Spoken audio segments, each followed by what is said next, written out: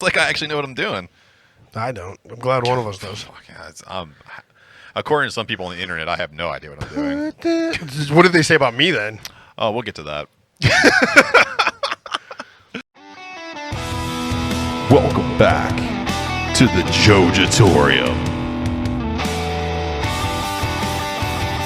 Well, I think, remember too, whenever we found the German Shizer porn. Let's not lie to each other. You're in twerk classes over there. That's what Yeah. That's all it is. The fitness class. Working on them TikTok videos you like so much.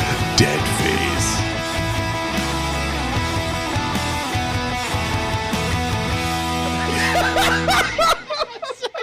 Got right in front of you.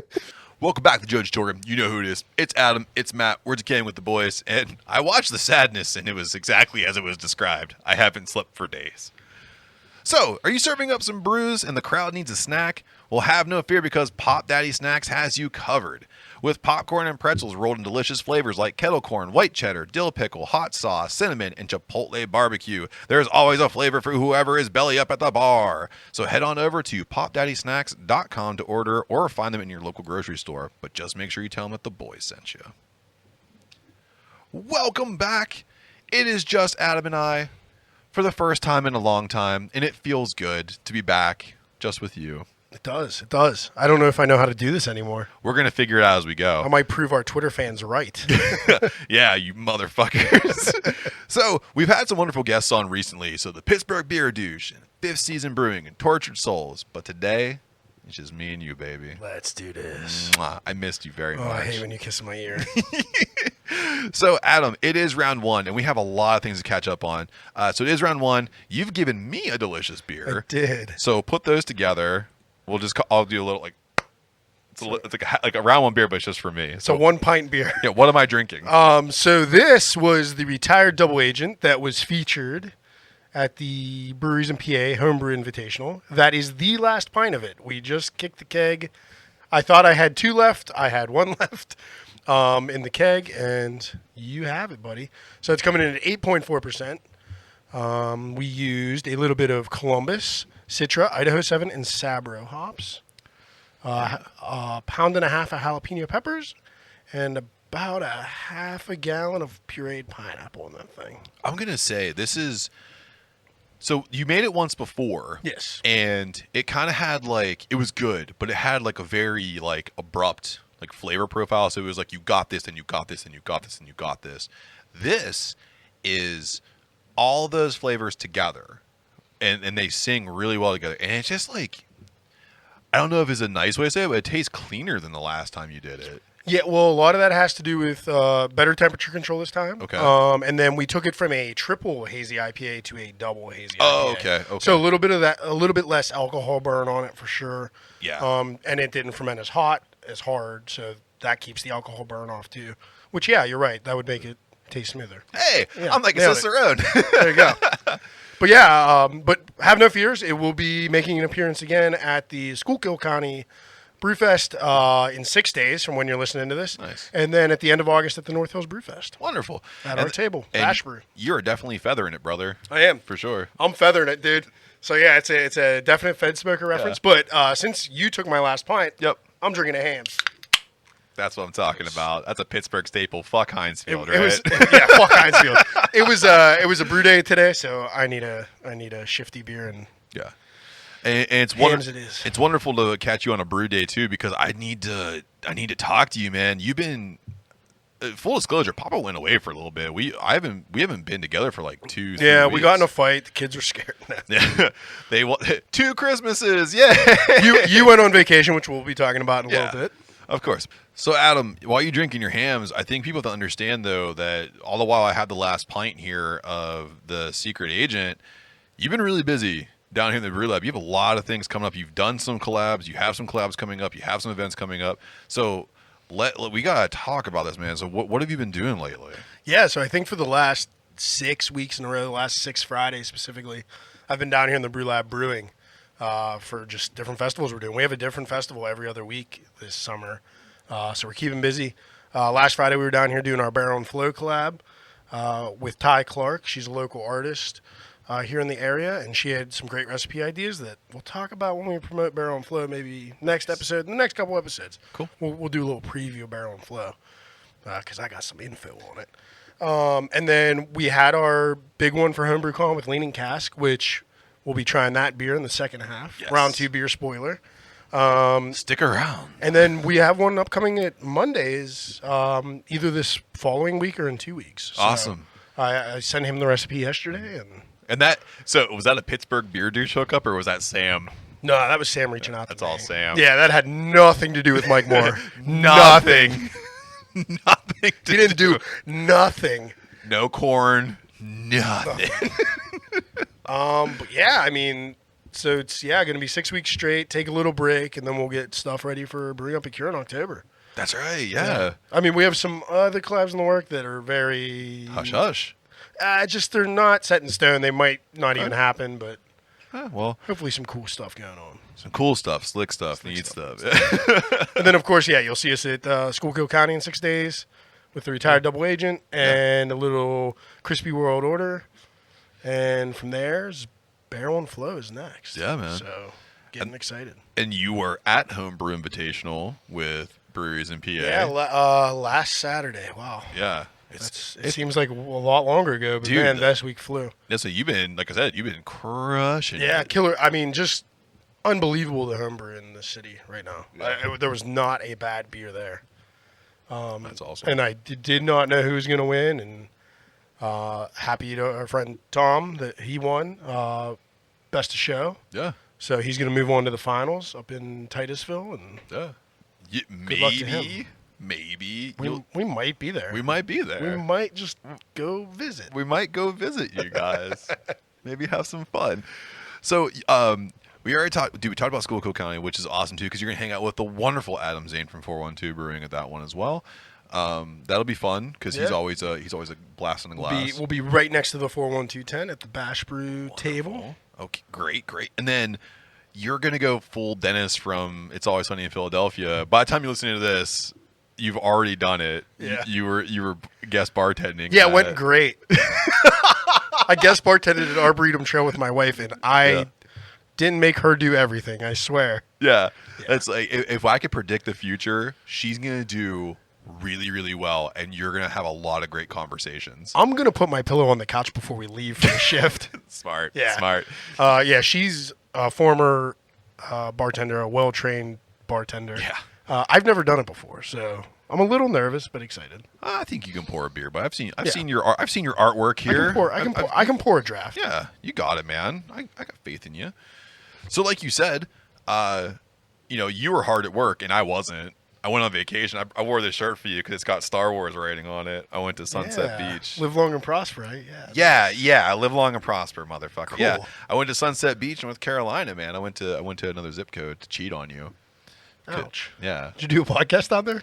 You know what? According to Twitter, I shouldn't be doing more podcasts because my sound quality sucks. But I turned some people down while I was down there. I didn't want to fully cheat on you, so I made sure that I stayed true to you. I did. I really did.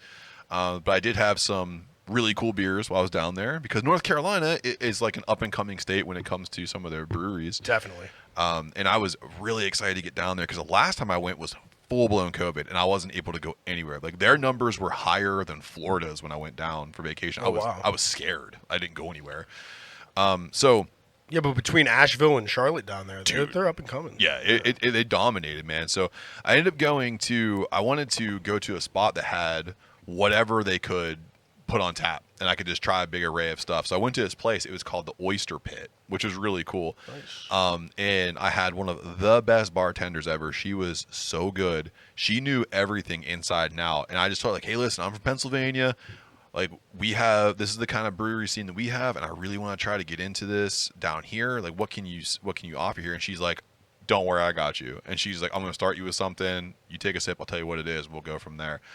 And I was like, hey, listen, you're going to be my Sherpa. I'm down for this. So she started me off with a High Wire, which is it's called their High Pitch Mosaic IPA.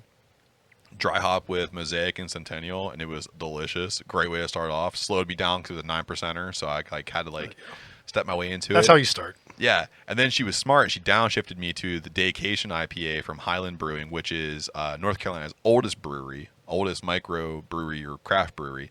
Session IPA, 4.8%, super floral and smooth. Took me then to Edward Teach Beer Company, the Scallywag IPA, which is another Session IPA, clocking it at 4.7%, but it was super danky, which was cool. Look at you being a hophead. I know, man. It was really cool. Well, she made me one. She just kept like bringing me cool shit. And then she brought me what she called dessert, and it was from Red Oak Brewery. It's called their Red Oak Amber, and it was a 5% Bavarian Amber Ale. And this thing was a fest beer through and through. This thing was Marzen packed. It was really good, and it was such a nice way to cap off all the beers I was drinking. And Red Oak was just down the street from where I was, so I went and got myself a little 4-pack. some more of it. And as you notice here, there's none for you. Yeah, because drank it all. I did in the pool. I brought it to the pool with me and threw all the cans in the pool, and then just floated around and drank all the beers. So it was the oyster pit. Did you get some oysters with that too? No, Oysters are my thing. Oysters are delicious, but the problem is that I couldn't eat because I was laughing at the people who were adjacent to me. Because all the while, this place had one of the best craft beer tap lists I've seen in North Carolina in all the times I've been there. They're all drinking Michelob Ultralights, which whatever, drink whatever you want, I don't care. But my favorite thing was, it's a new thing I'm fascinated with, and it's just the advert confidence that some people get when they're drunk. This guy was clearly in a relationship with one woman because they would like hug, kiss, hold hands, buy drinks for each other. And then he leaned in and said something in her ear, and she like shook her head. No, I'm not doing that. And he literally just turned to the next girl next to him and put his arm around her, whispered in her ear. She turned and they just started making out. I was like, and I'm tapping my, I'm like, hey, you think this is a thing? Like, is this like how North Carolina gets down? This dude was just like, I've been here with you. You don't want to do whatever. You don't want to blow me in the bathroom or whatever. This is the oyster pit. Aphrodisiacs for days. And if we're not doing oyster shooters, then get the fuck out. Yeah. Kick bricks, bitch. He turns right over. He's like, but honestly, I think anyone could have been next. I could have been next to him, and I would have been making out with him. You would have been down for it too. For sure. Yeah. He'd be like, I love bathroom oysters. It's so salty. But fantastic time, man. I had a great time down there. I can't wait to go again. And hopefully one of these days when you and I can do it, we're going to take a boys vacation and try to get down to one of these places like Virginia or North Carolina. And take Lake Erie. Lake Erie. Baby. Buffalo. I'm going to Buffalo. Don't worry about that. Let's go eat some trash plates, baby. Oh, dude, I love a good trash plate. Speaking of trash plates, Adam, SummerSlam 2022 is coming out here. Number 2? Oh, yeah. If we're talking SummerSlam, I need another. Hams is going down for real. So scheduled for July 30th of 2022 at the Nissan Stadium in Nashville, Tennessee. The biggest party of the summer is scheduled to take over Peacock for streaming. This card is looking pretty similar to what we've seen so far in the past because WWE cut a lot of their talent, and they're trying to stop the brand split. And also, Vince McMahon spent a lot of money in his blowjob budget. So, but let's take a look at this. He got cut, dude. He got cut for the budget, too. He did, and we'll get to that in a second, too. So let's go over some of these matches and just kind of give our predictions on it real quick. Sure. So let's just start from the bottom, work our way up. So we're looking at Logan Paul versus The Miz. It's a singles match that has some pretty good build. Logan Paul has great heel heat just because he's Logan Paul. The Miz has always been known as one of the best heels in the game. He's always compared to MJF, and MJF is always compared to The Miz. I think they're not the same, but whatever. I'm actually going to go with Logan Paul going over in this one because The Miz is a company man. He puts over stars to get more people watching the products. And I think if he loses Logan Paul, it's going to start a good program between those two, and it'll bring more eyes to the product. They are definitely not the same. No. But, yeah, I agree. Logan Paul's going over. Yeah. More eyes on the product. He gets his heat back from Mania. Which he lost. Yeah. Well, he won the match, and then Miz turned on him. Right, which then kind of turned Logan Paul babyface for a hot second. But people were still like, fuck you. Nah. I don't know. He was good in the ring. I mean, I hate both of them, but yeah, I like The Miz more though. But he does everything, man. Like, he can't win. He had a zombie match. He had a zombie match that sucked, and he's like, I'm gonna do it for you, Vince. He's gonna put Paul over. Yeah. How about Bianca Belair coming in as the Raw Women's Champion going against Becky Lynch? Boy, it sounds like WrestleMania so far, huh? Yeah, WrestleMania Take Two. WrestleMania season's supposed to be over. I don't know. It's Bianca Belair all day. I don't know. I think they might put it back on Becky. I don't know why they would do that though. You know what I mean? I don't either, but Yeah. I think they might. I think it'd be cool to see Bianca Belair win that, and if they're really going to get rid of the brand split, have Bianca Belair and Liv Morgan put on a program where they combine the belts. Yeah, maybe. I just see them maybe putting it on a heel. I guess you could do that at like Survivor Series or some other time. Put on a heel going into Mania, but that's pretty far away. That's long-term booking. That is long-term, and they don't do long-term. WWE. Well, we'll get into that too. Maybe that's good. Yeah. I don't know.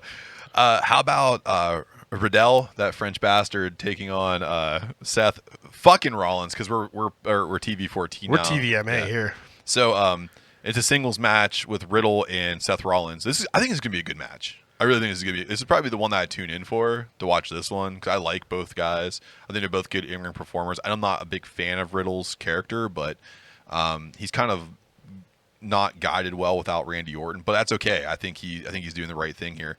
But I'm going to go with Seth Rollins to go over. He needs to get back on a winning track. I think it's a good place to do it.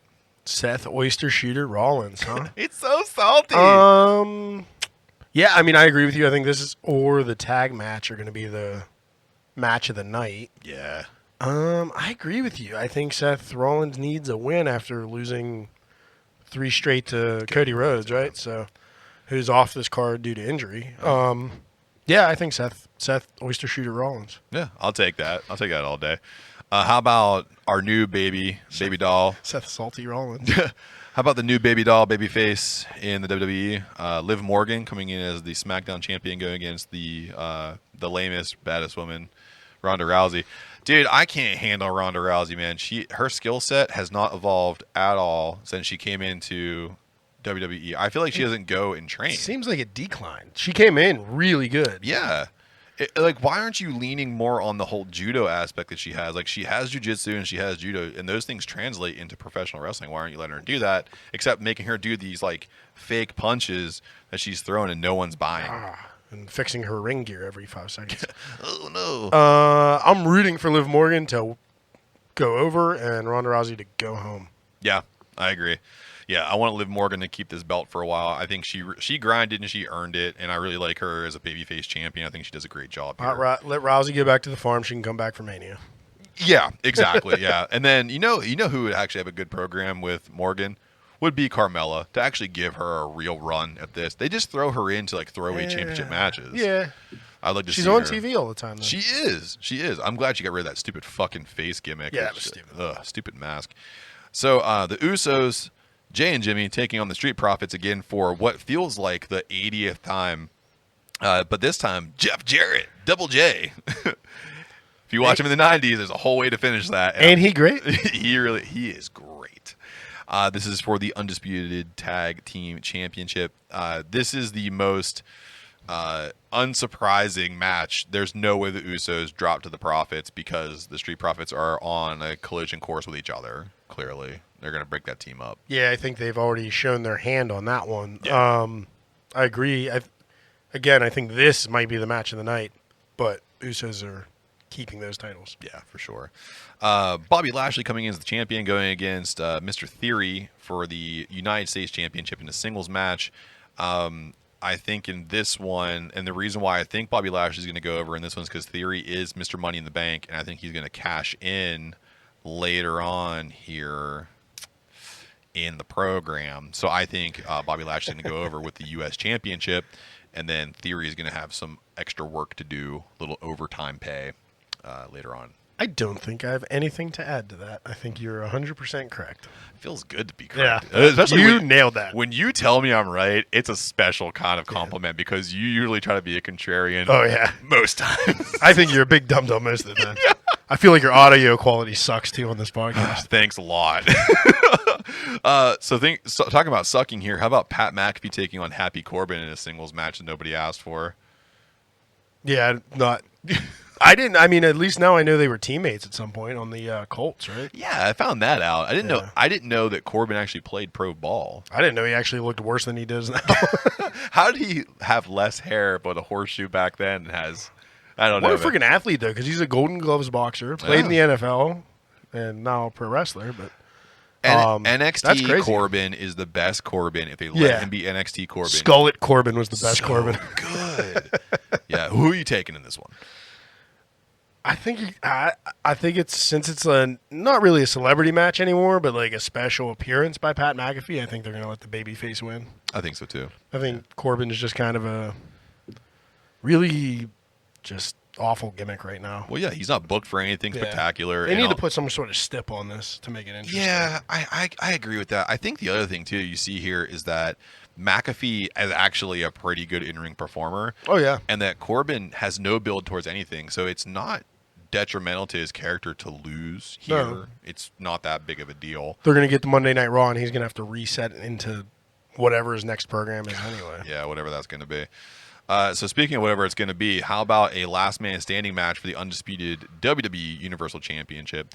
This is Roman Reigns bringing in the belts against Brock Lesnar, and of course Roman Reigns brings his side bitch Paul Heyman to the ring. And if we look back at last man standing matches in WWE, they have some of the greatest moments of all time, most notably, and I hope that I'm striking a nostalgia chord with you, whenever The Rock handcuffed Mankind and just destroyed him with a chair. Yes. That shit was ridiculous, first and foremost. It's etched in my brain. I can't forget about it. There's no way this match lives up to that. It's etched in McFoley's brain. He thinks about it because it's part of the CTE development that he has. Smoothed it out real nice. So, this is my theory. Get it? Yeah. I'm using context clues. Roman Reigns is going to go over because Brock Lesnar has made it very well known that he does not want to be in any. He wants to fade away a little bit, which is fine. Brock Lesnar is older than you think he is, and I think he wants to try to just do his thing. He's got a whole farm in Sable to fuck, so he needs to go home and relax with some Coors Light. Did you just say he fucks the whole farm? With Sable, yeah. He and Sable fuck the whole farm. So Roman Reigns wins the belt, and finally, to get the belt off Roman Reigns, Theory, Mr. Money in the Bank, comes down. I got you with that one, didn't I? All I can imagine is Brock Lesnar coming back in like 2 years with his quote-unquote stud stable, and it's just all these humanoid farm animal fucking things. It's like Professor X's mutants he didn't want. Oh, yeah. It's like, this one's a goat who only gets boners. There's nothing else that it does. It just goes... But what are they? How are you going to creatively name any of them without Mr. McMahon around? Like, you can't just call the one cowboy, who's literally a cow and a boy. Yeah. Oh, that's really good. That's good shit. That's good shit. So Roman Reigns goes over, Theory comes out, cashes in the Money in the Bank, takes the belt off of him. You think they're putting the belt on Theory, huh? I think they're going to. Yeah. I don't agree with any of that. I think Brock Lesnar's going to win. Okay. Theory's going to come out, get F5'd, lose the case, lose the briefcase, or maybe not even make it to the actual cash-in. Just get his ass kicked before he even hands it over. You know what happens? Edge comes out. You think you know me? Yeah, where's that? I thought he was going to be in a match with newly pantsed Finn Balor. Well, it's a tragedy that he has pants on now, by the Yeah, way. tell me. He's way too hot for that. I love them thighs. Take those pants off. They're like butter. Right? The like gut- muscular The butter. butter gutters.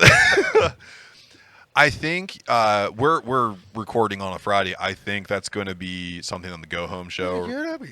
Yeah, you don't think? And I think Gangrel's going to come out with them. I think you're half right there. I don't think Gangrel's getting on WWE television. I don't think he's going to do anything. I think he's going to be on. I think he's going to be part of the new Brood. But I don't think he's going to do it. I think he's going to come out and make like a brand new. Maybe Christian will come back and kill somebody's dad. Yeah, and make fun of him for it. Yeah, I think you sent it to me. It was the My Girl thing. It's like, Hey, Ray. you can't see those glasses. He's not going to be. I need to see where he's going. I got a great idea because they're kind of like in a program. The what's the new Brood called? The Judgment Day. The Judgment is Day in a program with the Mysterios already, right? Yeah. So Edge comes in, joins them. Christian comes out and is like, "Hey, where's Rey Mysterio Sr.? I'll tell you, he's in the ground." Rey Mysterio Sr. can't help you at all. You want to know why? Because he's dead, and he would be just completely gutted that you guys are the last two things he contributed to this business. The best thing that happened. The best thing that happened to me since you went on vacation is Christian turning full on heel. Oh yeah, and just insulting dead people. It's amazing because Christian went heel and he gives zero fucks about anybody's feelings. Good. It's so good. And he doubles down too. He's like, people were mad at me because I made fun of Jack Perry. Well, Jungle Boy, I want your whole family to be dead except for your mom. Come here, sugar. give me a call. So, speaking of combat news, we have some of the best. So, from Buckle to Bell to Bellator and back to boys, bringing the best combat news in the biz. So, I originally had this written down, Adam, where I was going to talk about how bad Vince McMahon sucks. But, breaking news, that old fuck is gone. He's gone. He retired via Twitter. Yeah, he said, then, now, forever. Together. He added together. WWE Universe. He was really getting together with the female referees. Yeah, he certainly was. This dude is probably one of the worst people that could ever be in that position of power. Like, and here's the thing. I want to talk to anybody who is surprised. Fuck him. Who's surprised? Who is surprised? I'm not. How could not, you be? The hush money from, I guess, possibly company money is kind of surprising. The fact that he was having affairs isn't surprising. No, not at all. Dude, he wrote it into kayfabe that he was... A bunch of times. Yeah, with his wife in the storylines, which is incredible. And she got no dick, by the way. It's not like he was like, oh, I'm banging Trish Stratus and you get to fuck the Undertaker. Yeah, well, no. Remember Eric Bischoff? Oh, yeah, that was a good one. Swung in and took her the one time. You know... Oh, you're a chesty woman. Oh, my God, I remember that. Do you remember that? My God. Yeah, no, I was trying to remember if Big Daddy V ever got a shot at because Viscera, he had that reincarnation after he got out of the ministry. Nah, he was all about China and stuff. That's true. If we look back at... he wasn't sexual chocolate. What was he? That was Mark Henry. Yeah. And he had a hand baby. What was Big Daddy V? He was like Big Daddy Sexy or something. No, that was Kevin Nash. Jesus, I don't know what he was. No, Big Daddy V He just wore pajamas and let that dick swang. Yeah, that's all he did. And then he broke everyone's back, either in the bedroom or in the ring. And he just fucked him up. Looking at you, Undertaker. Looking at you, Mark. Broke your face. So... Vince McMahon's out, so that leaves Stephanie McMahon and Nick Khan to take over the chairman duties. They're co-chairs, and then Triple H just got reinstated as EVP for NXT, which is a lot of letters, alphabet soup. But just right now, it's looking like Vince McMahon could probably still have influence from afar. But the thing about all this I'm excited about, beyond Vince McMahon being a piece of shit and he's finally gone, is that Triple H is back, and hopefully NXT kind of gets back to where it used to be. Hopefully, I don't know if I'll have to see. I'll have to see what the reviews are. Yeah, maybe I'll check it back out someday. I'd love for it to be good again. Yeah, the Black and Gold brand was a great alternative. It was the best thing in wrestling for a while. It really was. Yeah, I mean, I love that Vince didn't address it at all on his Twitter. He was just like, I'm 77. It's time to retire. Yeah. Brah, together. But the saddest part for me is his documentary movie picture is now on hold. I really, really wanted to see. It was going to dive back into his childhood and everything, and so you understand why he's such a freak of a person, and now that's on hold. Do you think he indefinitknow. Do you think that his dad used to be like him? Do you think that's kind of where he learned it from? I don't know. I don't know anything about his dad, but his dad seemed more like a salt of the earth, humble person. That's kind of what I was thinking too. I didn't want to pass judgment on his dad because I didn't really see much of him, but he always looked like he was just kind of he reminds me a lot of Gorilla Monsoon. Had the same stoic nature. Yeah. I didn't really see anything. I think he was just a true promoter. I mean, he wasn't making big money. He was just trying to. He was just running a territory at the time. That's WWF. And he believed in not poaching talent. Right. And whenever Vince came on, he was the one who said, fuck him. No, fuck him. Fuck him. I'm taking everybody. It's mine. So, fuck you, Vince McMahon. I'm glad you're gone. You should have been gone 10 years ago. You screwed up your own product. And this makes the Attitude Era feel way grimier than it did before. And it was already really grimy. Yeah. Like I said, Mark Henry had a hand baby. Let the dirt fly. Yeah. So, moving on from one asshole to another here. It's one of my favorite segments, Adam, that I love to do here. It's called What's Going On with Jake Paul These Days? I should really read the notes ahead of time. I fucking hate Jake Paul. This wild asshole is still stirring up shit every chance he gets. So I just want to, real quick, I found 3 articles. His brother's in WWE now. Yeah. And you know what's crazy?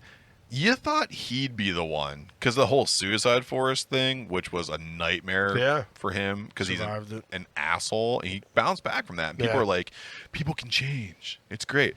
I don't know who the fuck's going to save Jake Paul because he's a real see you next Tuesday. So, hey, Jake, I'm a piece of shit too. You want to spend $11 million and make Trish Stratus bark for her job? So number one here in the news cycle for what's going on with Jake Paul is Jake Paul cannot fight Tommy Fury, and that's because Fury was denied entry into the country after several issues with his visa and it eventually being held. Of course, Jake Paul took his opportunity to rip Fury to shreds over this cancellation and eventually accusing Fury's brother and his father for quote-unquote talking Tommy out of the fight and the $2 million purse that he would have received to go through with it. I got a solution for everybody that'll make everybody happy. Stop. Jake Paul, you leave the country. Yeah. And go fight him elsewhere, and then just stay gone. He offered that. Oh, well, he did. Let's do it. This is the only time I'm ever going to side with Jake Paul because it looks like Tommy Fury's running. It really does. Where's Tommy Fury from? UK. The UK. Yeah. Makes sense. Yeah. Dan and Lou are going to be so mad at you. Next. I heard they've been talking shit. No, they're not talking shit. No. Sorry. It's the other part of Twitter. Sorry. Ramen Jr. has stepped in, and he is taking zero shit. He's going to step in for Tommy Fury. And I love English special bitters. Sorry. Whoops. Oh, my God. We're going to have to do a crossover episode, and they're going to just flame us. They're so much smarter than we are. Yeah, because they got them accents. They're so sexy. So Ramen Jr. is going to step in and take this fight. And like I said, he's taking zero shit. Who? I know. Listen, he's an actual pro fighter. Get Christian in here to tell me where Ramen Senior is. Well, I'm glad you said that because God of sodium. He was sitting right next to Ramen Jr. Oh. Good. On his deathbed, I'm sure. But and he said that his son has not trained hard enough for his previous fights and isn't taking Jake Paul seriously either. And when you're watching the presser, Jake Paul just starts smiling from ear to ear like a butcher's dog because, of course, you don't want the guy you're going to fight to train well for you because you want to demolish him. Ramen Jr. acknowledges saying, like, I wasn't taking you seriously, but you know what? Now I really want this, and I'm going to beat the shit out of you. You can't run from me. And what I didn't know is they were sparring partners. And Ramen saying that Jake Paul's camp would not let him shift to southpaw. He had to box one-handed the entire time, and he still made Jake Paul run out of the ring. Okay, so he is somebody. If he was a sparring partner, that gives you storyline right there. I like that. Yeah. Now the handicap, of course, because there has to be one for Ramen, is that there's a rehydration clause. So Ramen, who last fought at 224, needs to get down to 200, and he's not allowed to rehydrate his body past 210 pounds for this fight. What a stip that is. Isn't that something? That's a weird one. Isn't it, though? Sounds like you're trying to handicap somebody, isn't it? So, did you know that Jake Paul broke his back? He needs a backiotomy. He does. Except he doesn't. So the problem child claims that he broke his back from carrying the promotion of his last few boxing matches. Oh, I see. Figuratively. He actually had a large contingent of his fans believing that his back was broken, but I can only tell you that... Yeah, it's because they follow him. Yeah. Well, after... yeah, they all get driven to work. Yeah. I can only tell you that after watching the quote-unquote hospital scene, nurses don't dress that scantily. Oh, I gotta watch this. It's hospital scene. Yeah, it's pretty decent from that point of view.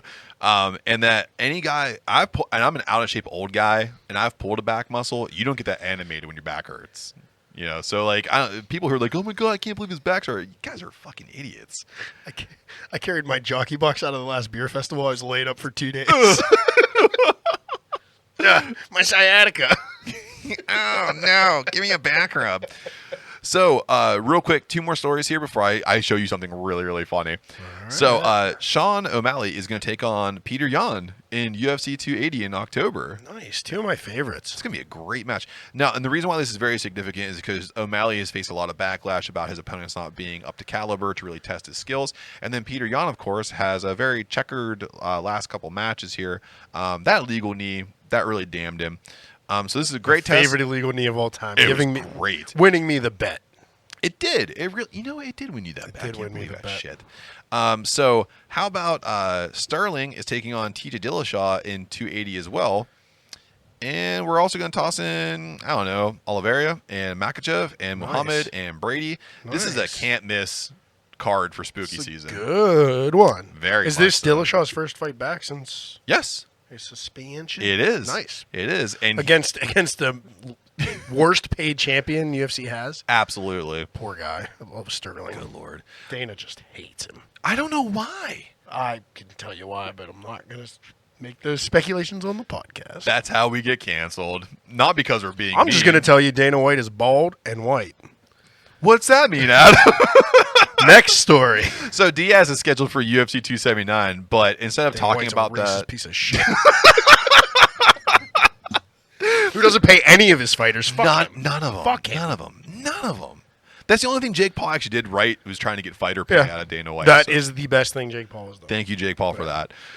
So how about Diaz is scheduled for 279, where he's not going to fare well. It's a very tough last fight of his contract. Yeah, he got fed to the wolves on this one. But what I want to do, Adam, is instead of doing that, I brought you a present. He's going to get beat up by Chimaev. I saw a funny thing while you're pulling that up. It was they had the betting odds up. Yeah. And Diaz is like a plus 1,000 or whatever. And they were like, and the guy who posted it was like, for those of you who don't know what the odds are, if you bet $100 on Diaz to win, you're going to lose $100. Yeah, usually I go to our friends at fightingodds.com for it's not worth it. If you put money on Diaz, just like $10 and see what you can get back. I think I'm going to see if he can get lucky and give me some money. That's going to be a tough one. But Adam, one of our favorite comedians, Shane Gillis, that's my buddy. Back in March, Kinda look alike. he hung out with KFC Radio through Barstool, one of our favorite podcasts as well. Radio. I do too. Yeah. Wonderful. And he talked about the time that he actually hung out with Nate Diaz. So I brought this to you because I asked you saw this and you said no, so I wanted to bring this to you. Nobody on earth is better than Nate Diaz. Yeah, that checks out. That's Probably like your number one guy, right? Nate You Diaz. always say, like, if I can hang out with one dude you in can sports. hang out with one athlete, Yeah. Nate Diaz. Bro, it's exactly what you think it is. It was everything I wanted. I walked in, it was him just shotgunning a seltzer. I got in there late, and he was like, yo, get him one. And we walked outside, and he front kicked a stranger. So Nate's like, everybody that comes up, he's like, let's get a picture. Yeah, you, like all that. And then one dude walked up that was like jacked. And Nate Diaz just immediately was like, yo, you want to run up on us? So as soon as Nate called him out, obviously the dude's like, Right. Then what's he gets up? on, yeah. And Nate immediately was like, yo, what's up? And then obviously his boys jumped in and like pulled him apart. While they were pulling him apart, he threw a front kick. As soon as we walked away, he's like, that motherfucker was like talking. And I was sitting there like, yeah, for sure. Totally, like, man. Dude, you're the Glad best. your boys broke it up because I was going to jump in too. So, Dude, what an impression. I That know. sounds just like him. he does such a good job at the impressions that he does of all the people. Shotgunning a seltzer. He's like, get him one. My favorite part of that is like, we walked outside, he front kicked a guy in the chest. Just randomly. But that makes sense, man. Sounds about right. What was it, UFC, like, it was like 2 cards ago where he like scared the guy in the audience and like he like showered the beer everywhere. It all checks out. And plus, if you haven't watched Shane Gillis' stand up on YouTube, check that out. And then also too, if you're not watching KFC Radio on Barstool Sports, you can check that out too. They're on Sling TV, they're on Pluto TV, they're on YouTube, they're on everything. So Just KFC. What's his co-host's name? I wish I knew more. I just saw an interview with him about his like history, and it was hilarious. He drinks like I do. So That's what he's I learned. almost dead. But he does it more with whiskey, so he's close. Oh, he's definitely good. Yeah, his enzymes are through the roof. We have a pill for that. We do. Hey, so hopefully Thank you, Dennis. Yo, Dennis, thank you very much. First at Brew Box. Mwah, love you. So we have some sponsors, and they love us, and we love them. And when you support our sponsors, you support us. And when you support us, we get to bring some really cool stuff. And we have amazing stuff on the horizon for you guys. So we'll see you on the other side. Welcome back to the Jojitorium. You know who it is. It's Adam. It's Matt. And as you can see, we are all tatted up. So, Adam, I have to ask you, buddy, what's the number one rule about having tattoos? Aftercare, Matt. That's right, aftercare. And what's the number one company for aftercare? I only use Lucky 13s. I only use Lucky 13s as well. So, and all of our fans can too. So if you go to lucky13s.com and use our promo code MATA193529, you can save 25% on your entire order because From the first line of your tattoo and beyond, Lucky 13s keeps you looking fresh. The Cult-Worthy Podcast. Your host, Antonio Palacios, will guide you week by week through a bevy of cult favorites, obscure cinema, and hidden gems. Listen to us on your favorite platforms or follow us on thecultworthy.com. The Cult-Worthy Podcast. Welcome back. Hopefully you hear something that you like. Because again, when you support our sponsors, you support us. And when you support us, bringing some pretty cool stuff. And we do have some great stuff coming out for you guys here soon. Maybe some road tripping. Maybe some other beers in other states. We don't know, but you can find out by supporting our sponsors. So, Adam, we are in round 2. You have actually brewed a wonderful beer we're going to have in round 2. Put those all together. I mean, round 2 beers. I helped. So this is Leaning Cask Staffordshire Stout. It's an oatmeal stout coming in at 6%. Brewed with Munich malt, chocolate malt, and black malt and flaked oats.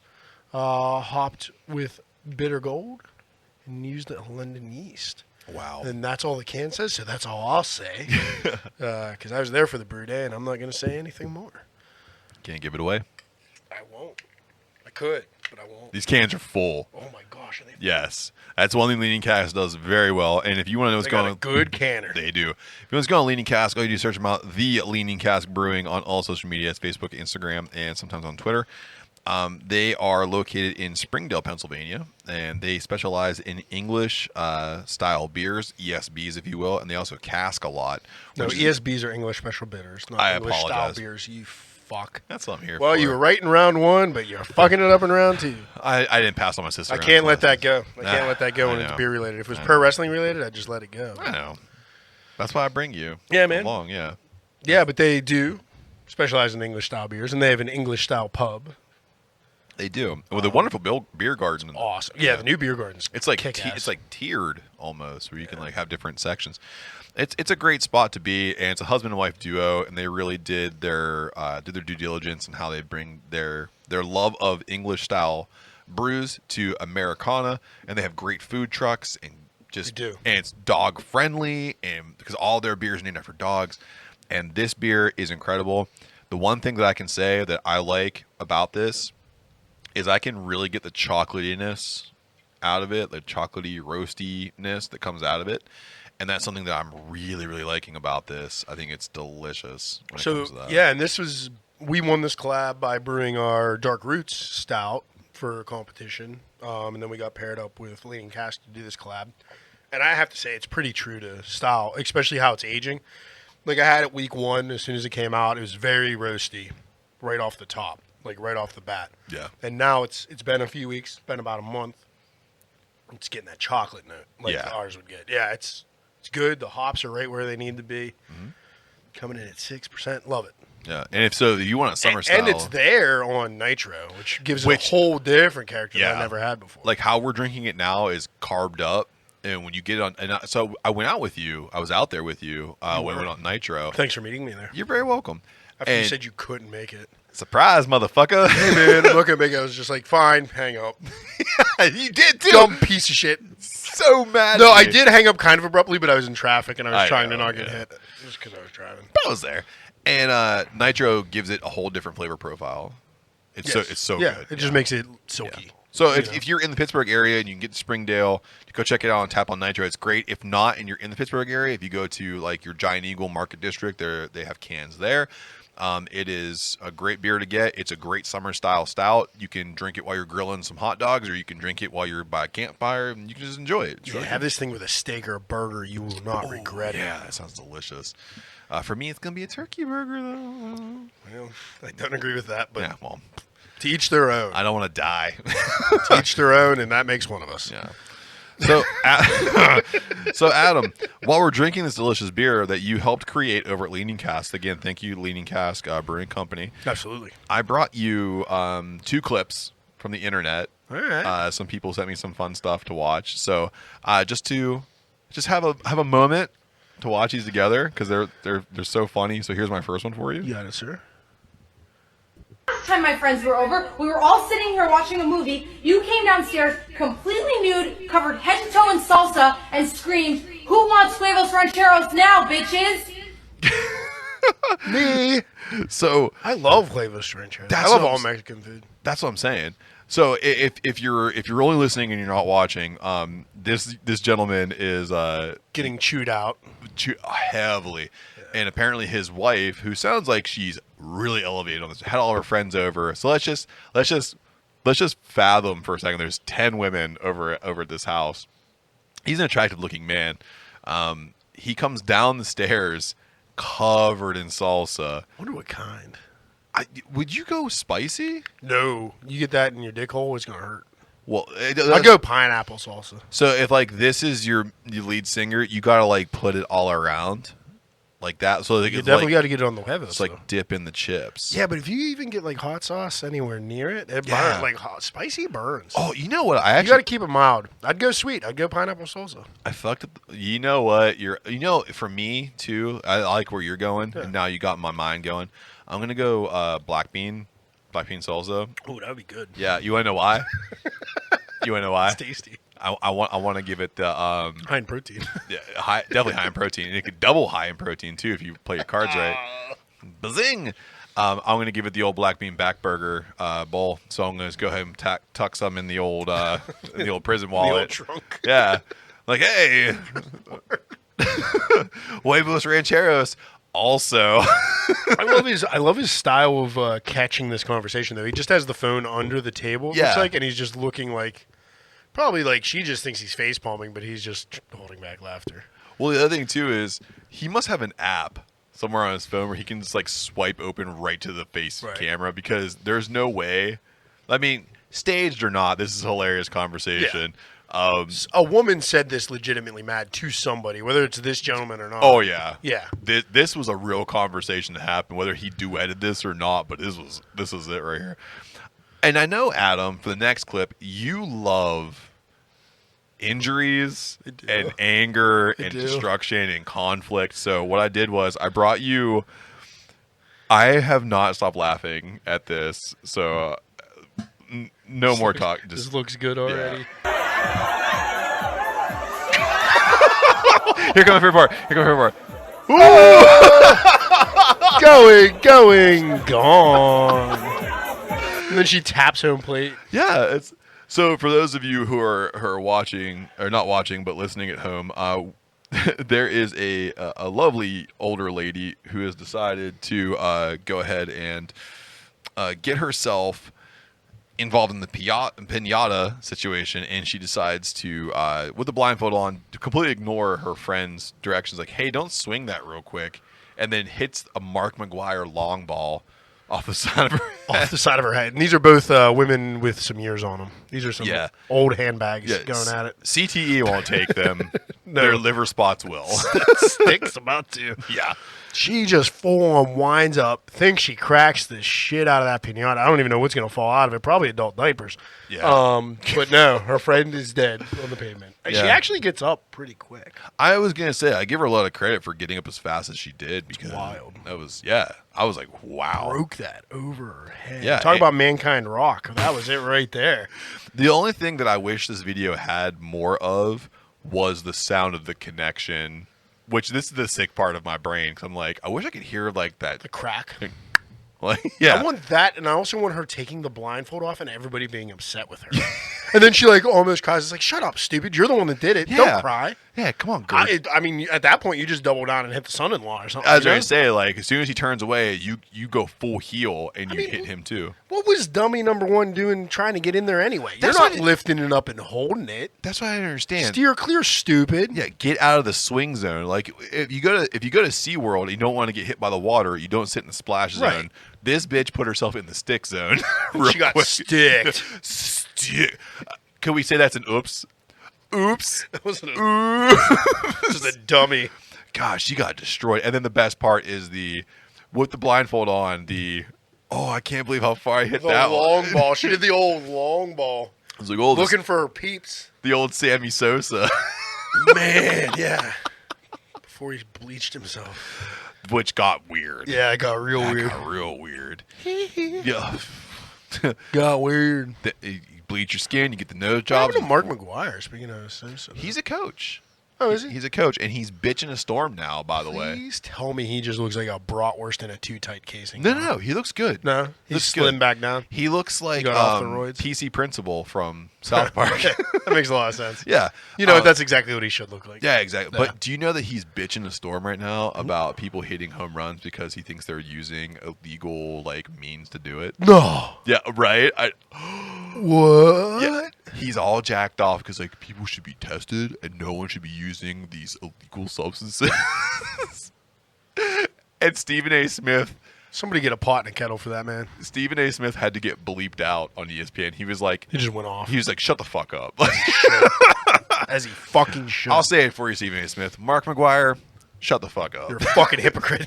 Dude, you bombed 73 home runs and you were only a peck. You were a peck and a bicep, and you were hitting long balls. I saw you launch one out of PNC Park. It went so far, they still can't find it.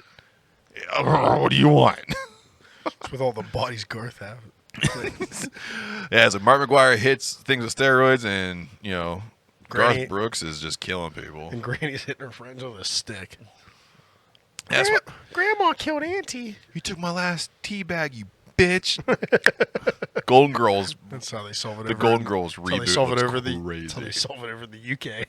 Yeah, they sure do. Get your hand off my tea bag. Don't touch my digestive bitch. They probably use loose leaf over there. They're classy people. They are very, very classy, yeah.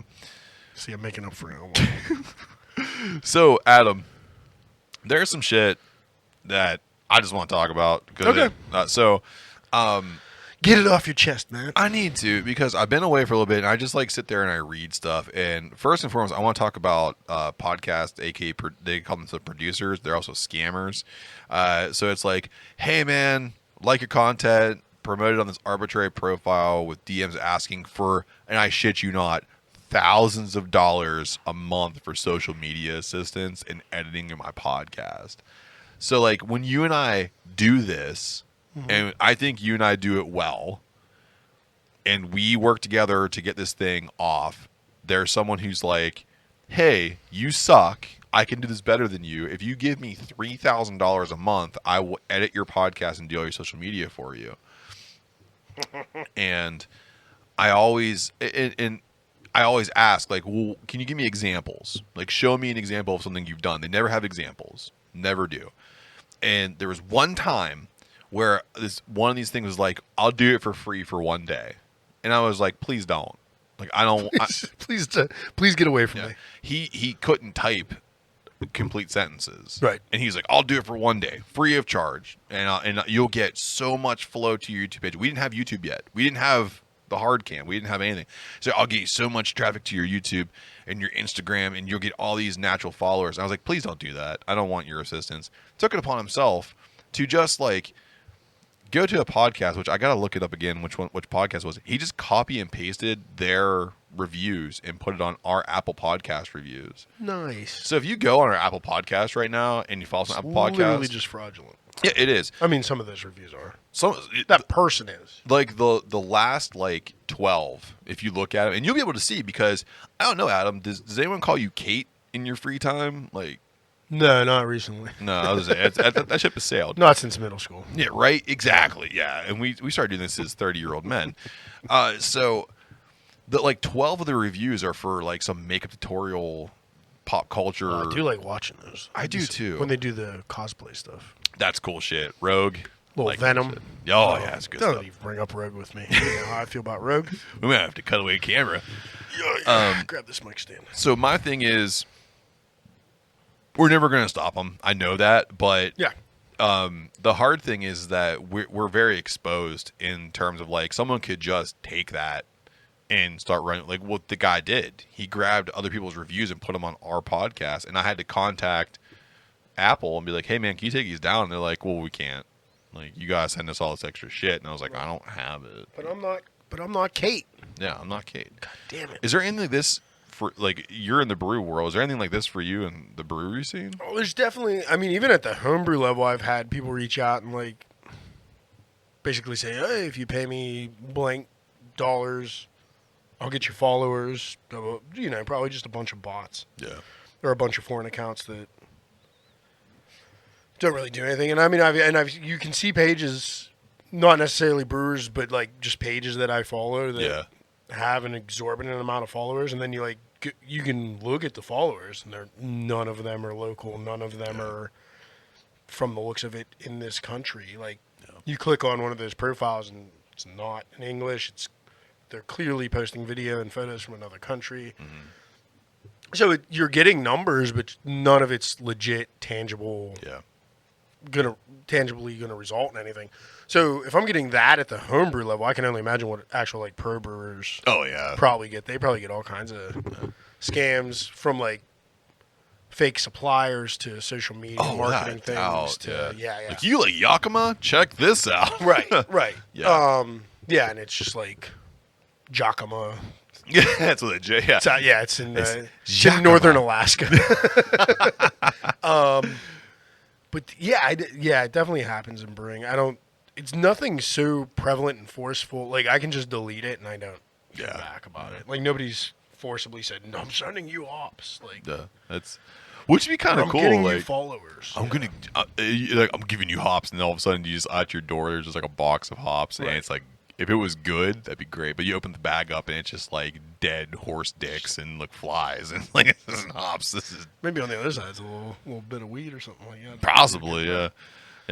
So the other thing here too is there's a conversation that's taking place right now on Twitter these days about professional sound quality and how you have to have $100,000 studio and using apps like Anchor or what I use here to edit what we do. Amateur bullshit. Yeah, it's basically I'm an amateur. I can't do anything, and I'm not a real producer, and I'm not a real podcaster. So first off, like fuck these guys, right? Like, True. We're amateur producers. We're still amateur podcasters, I guess, but we take it seriously. Like, yeah, we're not trying to claim we're pro. You can't be pro unless you get paid for it, and we're not getting paid for it yet. I can tell you that. no, we don't get paid. I mean, we promote our sponsors. Our sponsors are good to us back.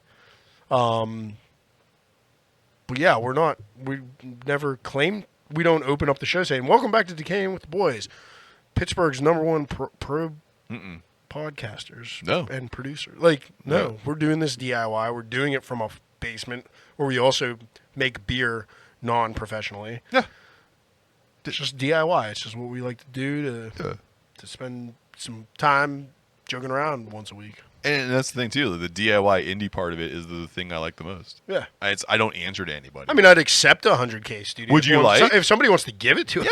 Yeah. I mean, listen. I'm never want to turn down $100,000. I could make this a day job. I could do this for a job, but I think we're good. If you just give us the right equipment. Fuck, I'll write some more shows. Yeah, fucking God. So I guess what I want to say is I don't care that I don't have a huge studio. I don't care that I have professional equipment. I have what I have. You don't care that you have an unprofessional co-host. I love that I have an unprofessional co-host. No, for me, I don't care. I don't care. You're dumb. It's fun. I like to have fun. I don't need a $100,000 studio. And eventually, Nor can we afford one. Yeah, because I'll tell you this right now. If we had $100,000 for a studio, we wouldn't have a podcast studio. We'd have a brewery, and you would get our podcast from guess what? Inside the brewery. Oh, man, we might need a little more than 100K. We could do a little something with it. We get it there. We'll get it there. Yeah, it's in perspective. We'll get it there. So, Adam, moving on from some bullshit on some things I really like here. Your favorite questions from the internet. These are fun. Yeah, these are great usually. Yeah. I think I made an ass out of myself with Mr. Beer Dish. We had some good answers. I got very open. I got very loose. You did. Free. I got a message about my anal fistula, which was cool. I almost threw up when you talked about that. And now I feel a little queasy. It was tough. It was tough. It was a tough thing for me, too. So, don't worry about it, man. I'm here to share. I'm here to be open. A little less sharing. How about a little more sharing? Because if you are entering a sporting event as an athlete, and it could be whatever you want it to be, what is your music to walk out to? Do I have to pick the sport, or it doesn't matter? It doesn't matter, really, if you don't want to get that. It would work across anything, I think. Mine would be Electric Callboy, Pump It, for sure. That's a really good one. Goes with sports. It's very upbeat, kind of heavy still, though. Yeah. Makes you dance. I like that one. I like to make people uncomfortable Oh, a lot. no. So I want to be a baseball player. Underneath your clothes, there's a humping story. Close.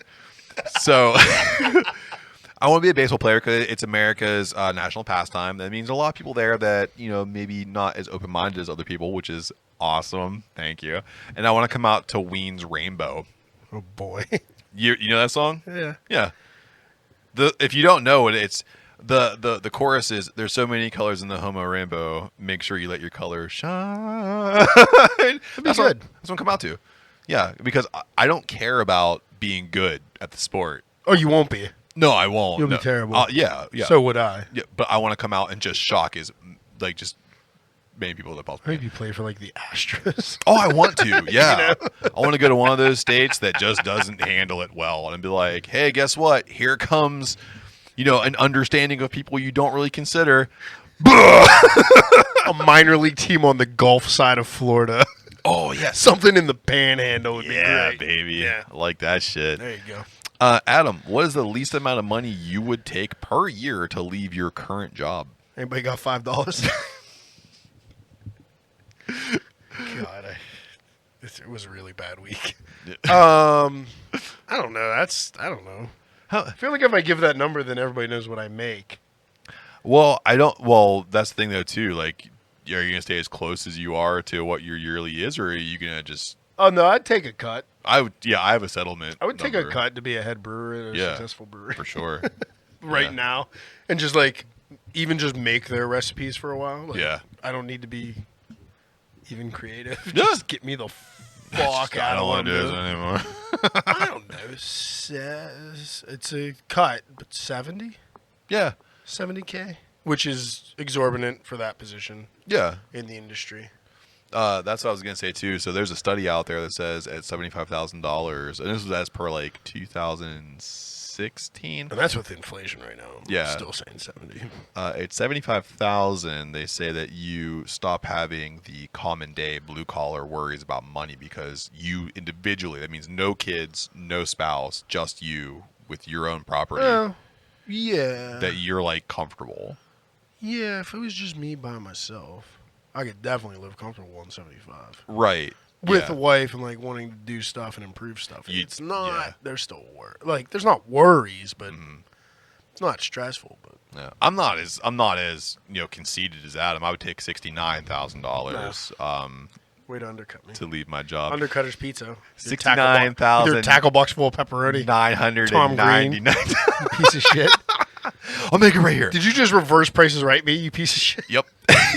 Who wants to hire me? $69,999. Dude, it doesn't even have to be a brewery at this point. I'd go back to making pizza, short order cooking, it's just anything where you're up and active for 8, 9, 10 hours a day instead of sitting at a desk. Anything. I tell you, and you know this, and we've talked about it before, when I used to make pizza, it was one of the best jobs I ever had. It's literally torture to sit at a desk all day. It sucks. Yeah, it's tough. Making pizzas, shout out to Fox's Pizza. Was a blast. Rest in peace, Jim Fox. Passed away recently. He's a really nice guy, kinda, to me. Dude, I had so much fun doing that because I was with a bunch of people my age, and we would all just I don't know. If my boss listens to this, or not, my old boss listens to it, but we used to sneak drinks and beers and shit into the that kind Statute of limitations is long gone. Yeah, it's been quite a while. Yeah, we used to sneak beers into the pizza shop and drink, or whenever we'd close a place down, we'd make food and throw a party in the back room and shit so we just did a bunch of shit, and he had to know.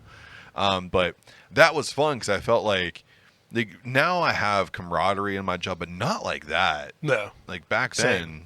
Yeah. And I didn't even have that kind of we weren't sneaking drinks in and having parties, but it was just fun. And it was I don't know. You have to be skillful. There were definitely people that could make pizza better than others and Oh yeah. Yeah. all that. Yeah, man. I would do a lot of stuff over what I'm doing now if it paid. Oh, I think we talked about it once before too. Literally get into it. I'm a federal employee, so we call it the golden handcuffs. Yeah. Yeah. You know. Yeah. 100%, man. It's you kind of reach the pinnacle of what you do, and there's really nowhere else you can go that can satisfy what you do. And a bunch of guys, not recently, but probably in like 5 years ago, we all went out for drinks once, and I was talking about wanting to leave or whatever, and this guy was like, "Yeah, but is it so bad? Like, think about what our fathers and our grandfathers did. Like, they went in and did whatever the fuck they didn't want to do for 30 years to provide for us. Is it so bad that we have to do the same thing?" I'm like, it does pay the bills. Like, it's like, it's perspective. Like, everybody doesn't get the American dream. Everybody doesn't get what the fuck they want, That's true. If everybody got what the fuck they wanted, then there's a lot of services that are going untended to. That's true. So, yeah. I mean, Well, maybe you're just one of them numbers. If we look at the labor shortage too, man, you're looking at a lot of jobs that aren't going service, and you're seeing the downfall. Oh, about that. Let's see how much I like bartending tomorrow. Good luck to you, buddy. I might just jump right into the service industry. Saying wear that tube top and those short shorts, man. You're gonna fucking kill. I'm waxing my ass tonight. Yes, daddy. So, Adam, last question here. Someone wrote in, I started listening to you guys around episode 40, but I went all the way back to episode 1. Why you shouldn't have. Why are you guys only a 2-mic show now? Let me just say this. It's all we could afford. We didn't have $100K for the studio. Why does this guy keep bugging us? Stop pestering us. That very first episode, we recorded that on a phone. I've said it before. Yeah. That was on the phone that I have. I have it right here. I have it right here, and it's mirrored to Adam's TV right now. It's the same phone that I used. I think it was episode 14. We went to 2 mics, and I don't know. It was just something where we had a third mic, and he decided that he wanted to do some different stuff. He's still doing some different stuff. I'm not sure what that stuff is. I really don't know. I don't either.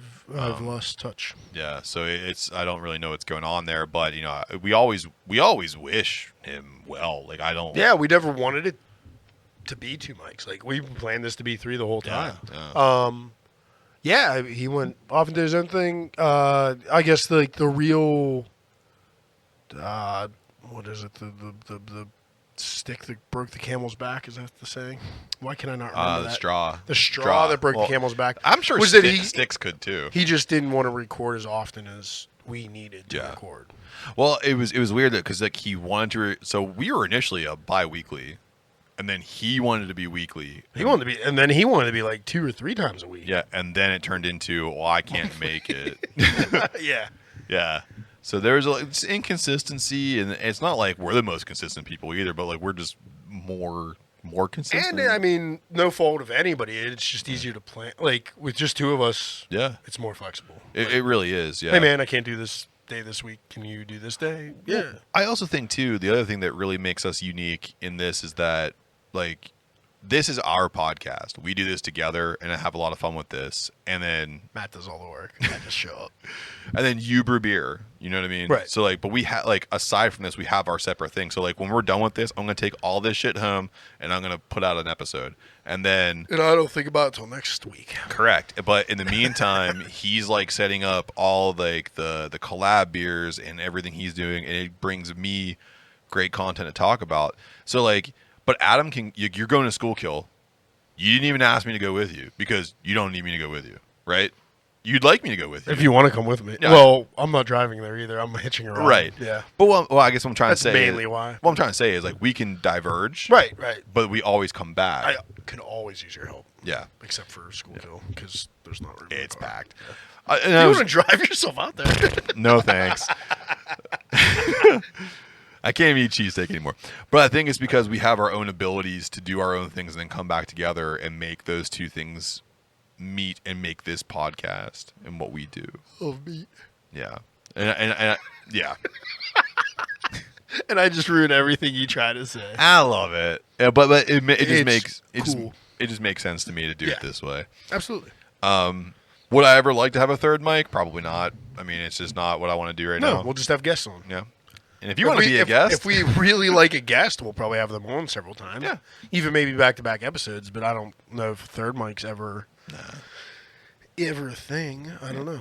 I'm not looking forward to that. You keep trying to branch me off into just doing a beer podcast, but I don't know. I do.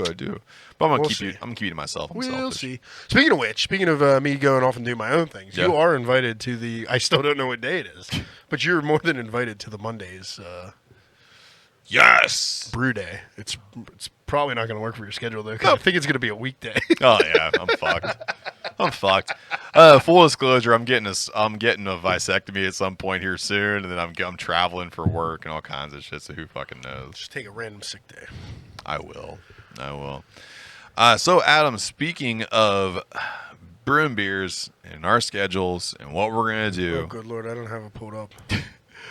what's on tap? Stall for time. So everybody. I don't even know where to look it up right now. So we kind of went over this before, but Adam's going to be in a bunch of different places. Right now, we're in the midst of festival season. So what's on tap and where can you find us? Realistically, on tap right now, it's kind of difficult because everything's going to different festivals. But if you follow at @Bash_Brew on all social media, you can see what's coming up, what's available. Follow that for consistent drops for beers and also consistent drops for these festivals that we're involved in. We got, Barrel and Flow is going to be coming up at North Hills Homebrew Fest. I can try to run through. I think I got it. Yeah. I found a calendar, and I kind of know what Saturdays they are. Boom. So, July 30th is the Schuylkill County Brew Fest. If you're on the east side of Pennsylvania, come out and say hi. Then August 13th is Barrel and Flow Fest. We'll be out there with Ty Clark serving up her. We'll for right now just call it a tea wheat beer, but there's definitely other elements to it we will talk about on a future episode. We'll be serving that, and Jojitorium, our West Coast honey IPA, will be there. And then August 27th is the North Hills Home Brew Fest. Defending champions are coming back, and we're bringing the retired double agent that Matt had in round one, the jalapeno pineapple double hazy IPA. That's a mouthful. It's a lot. And then we will be bringing something that's a surprise. I don't want to say what it is Ooh, yet. I'm scared and excited. And then October 8th, of course, we have Bring Up a Cure with Troob, the local homebrew club here, all for charity. Yeah. And then there's something still rumored for Veterans Day weekend. Yes. Waiting for that which confirmation. I think will be the 12th, because Veterans Day is the Friday the 11th. Nice. It's always the 11th, but it's a Friday, so I think the 12th would be that fest. Cool. But I'm not going to say where or when, because it's not confirmed yet. We're waiting for it. But when I'm is gonna brew for confirmed, it. oh yeah, we'll brew the beer, because if it doesn't happen, we'll still have the beer. I will say one of the beers we're taking to Bring Up a Cure, what we're planning on doing. We are planning to do the Shat-Faced Pumpkin Roll Stout. Yes, award-winning. That's what you'll get here when you follow Adam at @Bash_Brew on all social medias, Facebook, Instagram, sometimes on Twitter, and also on Untapped. You get award-winning brews, and they are at your disposal. And don't forget, Make Peace Not War cream ale is available now as well. The third batch just hit kegs this week. They'll be had hitting some, bottles next week. So and it's so good. yeah, we got bottles of that left. Hit me up if we don't have bottles of it left. I'll brew it again. Yep. It's no just, problem brewing that one again. It gets better and better. Yeah. It was already great. We're when it making first improvements hit. every version. So good. So yeah. so $10 gets you that bottle as a donation. All that money's going to the Ukraine right now to support refugees. Yeah, I like that. And it's also going to, what's the name of the veterinarian spot? It's an animal shelter. It's Shelter Uluguk. Thank you very much. Yeah. I didn't want to butcher that. And they take care of everything from little miceies to big old horsies and everything in between. Yeah. So all that money goes directly to them. We aren't taking anything home. Yeah, and then as far as for whatever's available to try outside of those festivals or for bottles to take home with yourselves, anytime we hit one of these fests, the next day or the Monday following the fest, I try my best to get out like what beers were there and if there's anything left. And that's really all we got until, October. We'll have kegs of whatever we take to Bring Up a Cure left, I'm sure. Yeah. But until then, like, if it's not going completely in one festival, sometimes I take it to another festival at this point. Sometimes it comes back here to the Jojitorium for serving. In full disclosure, like, everything we're making for Barrel and Flow is going to Barrel and Flow. Whether any of it comes back, who knows? Just depends how busy our table it is. I hope we don't bring any back. I hope it's very busy. Yeah, it should too. be. Yeah. I hope I think they might have already sold out. I I'm not believe it's sure. sold out. So I don't think we'll be bringing any beer home from that. But these other fests, who knows? I'll try to post and let everybody know. We are making the jalapeno pineapple. Everybody's looking for that jalapeno pineapple. We are making it again for North Hills Brew Fest, and then the second keg of it is not guaranteed anywhere. So Nice. we will have some here Good. for samples early September. Perfect. Yeah. And again, at Bash_Brew on all social media. If you want to go on the boys down here at Jojitorium, we are at the DWTB on all social medias, Facebook, Instagram, and Twitter. We also have our email account, knwtb@gmail.com. Don't forget about our sponsors with Pop Daddy, Lucky 13s. We are also out there with Vulgarities. If you check us out, we have promo codes for that. Don't forget about our Redbubble, where we have merch, and dad hats are always $19.52. And thank you guys, everyone, for buying the It Cuts Deeper shirts, hats, stickers, water bottles. I mean, I've seen so many people sending me pictures of what they bought. So thank you guys so much for that. It really helps us out. So again, from the dynamic duo down here in the Jojitorium, from the reigning, defending homebrew champion of the BURGH, and this shitty podcaster, until next time, until we meet again, cheers. Then, now, forever, together. Fuck 'em.